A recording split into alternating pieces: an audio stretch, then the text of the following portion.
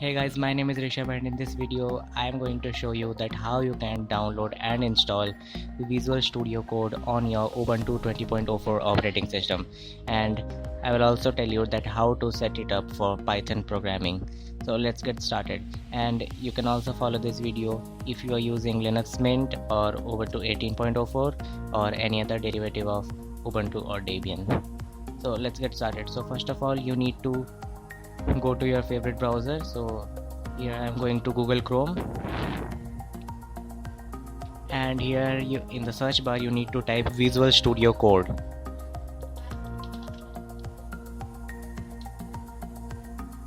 and the first link which will appear here will be from code.visualstudio.com. so click on this link, and as you can see here that this option says that download deb for Debian or Ubuntu. So click on this option to start the download. So I will click on this,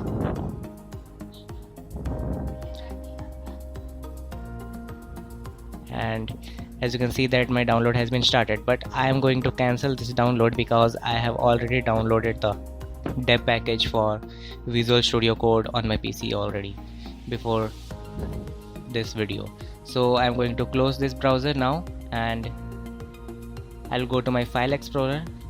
One more thing, although Visual Studio Code can be installed through the Ubuntu Software Center as a snap package, but since snaps are a little bit slow, so I'm not going to use a snap package. I will install deb package. So I'm going to my file explorer here, and now I'll go to downloads, and here as you can see that I already have the deb package for code, Visual Studio Code. So I will right click in the downloads folder and I will open it in terminal. And now let me just enlarge the font, and now I will show you that how you can install a deb package through terminal. So first of all, you can do a ls command here to list out the things which are present in the directory. So as you can see that code is present in the deb package of code is present in this directory. So here what you have to do is let me clear my screen, and here you need to type sudo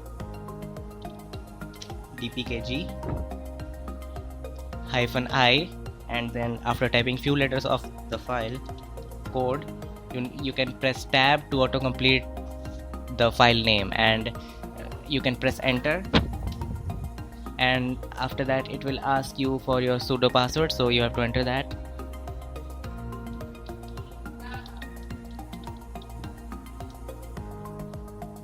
And it will install Visual Studio Code for you on your system.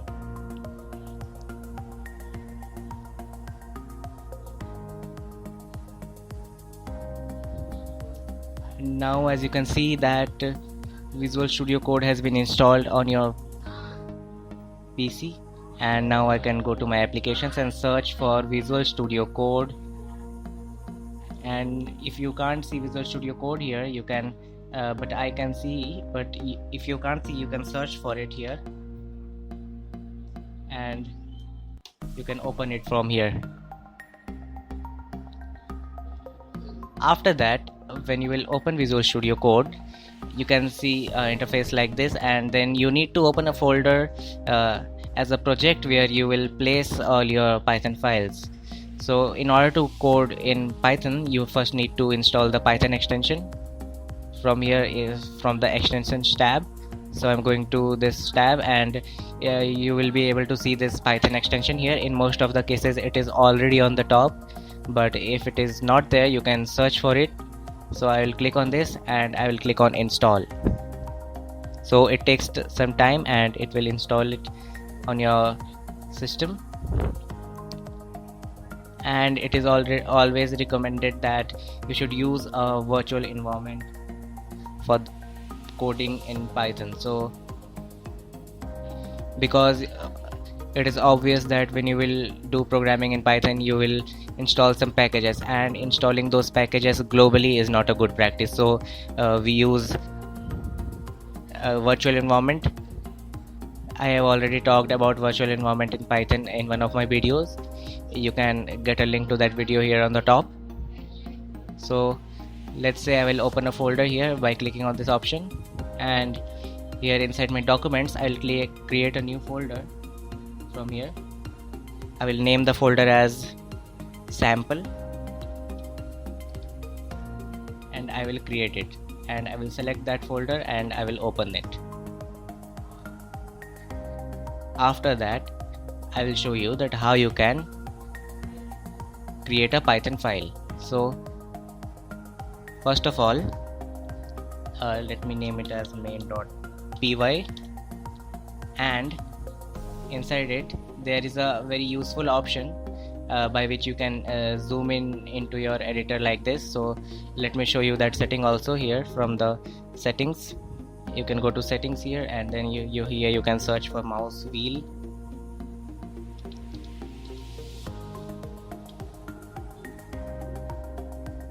So as you can see that this setting, I hope you will be able to see that editor mouse wheel zoom the font of the editor when using mouse wheel and holding control. So check this option by which you can zoom into your editor to see enlarged text. So as you can see here that it has detected my interpreter as the which is the Python which is inside my bin. So I am not going to use this. Instead I am going to show you that how you can create a virtual environment. So I will go back one directory into my documents, and here inside my documents I'm going to create a new Python virtual environment like this. You need to type python 3 -m venv, and after that you need to write the name of your virtual environment which may be related to your project. So here I will name it as my venv, and as soon as you will press enter, the virtual environment will be created.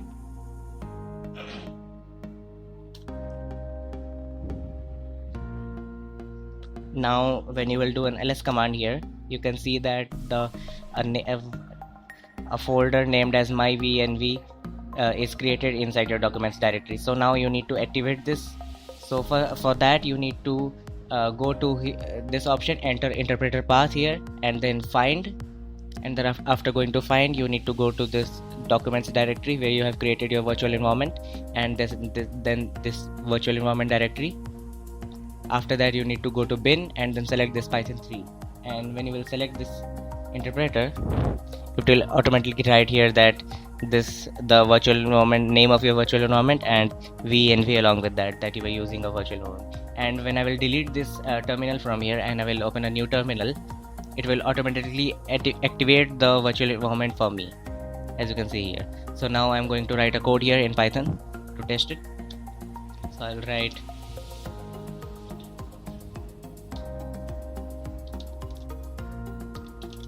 a simple hello world program, and now when I will run this in terminal, here from run python file in terminal, although you can also use this green play button here on the top, run python file in terminal, and it will print hello world here for me. So that's all for this video. Also you can use themes in Visual Studio Code. You can also get themes from the extensions tab here. The theme which I like is One Dark.